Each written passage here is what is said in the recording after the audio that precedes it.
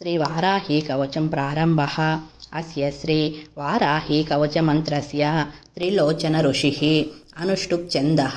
श्री आदिवाराही देवता ग्लौं बीजं स्वाहा शक्तिः ऐं कीलकं मम सर्वशत्रुनाशनार्थे जपे विनियोगः।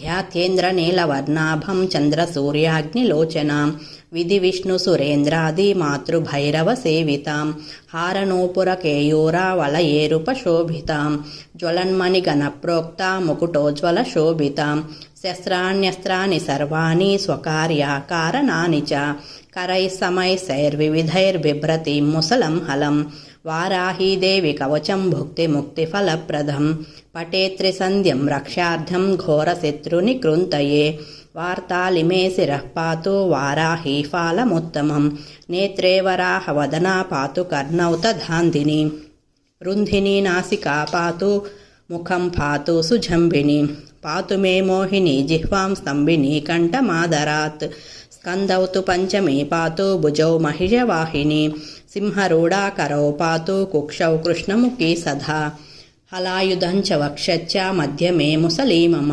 नाभिं तु शङ्किनी पातु पुष्टदेशे तु चक्रिणी खड्गिणी पातु कट्यां तु मेढ्रयो पातु केटकी गुदं च क्रोडिनी पातु जगनं स्तम्भिनी तदा चण्डो चण्डा च ऊरू मे जानुनी शत्रुमर्दिनी जङ्गाद्वयोर्भद्रकाली चामुण्डा गुल्फयोर्द्वयोः पादौ तदङ्गुली चैव पातु चोन्मत्तभैरवी सर्वाङ्गं सततं पातु कालसन्दीपनी मम वाराही कवचं दिव्यं सर्वसिद्धिप्रदायकं सर्वशत्रुक्षयकरं सर्वकार्यकरं शुभम्।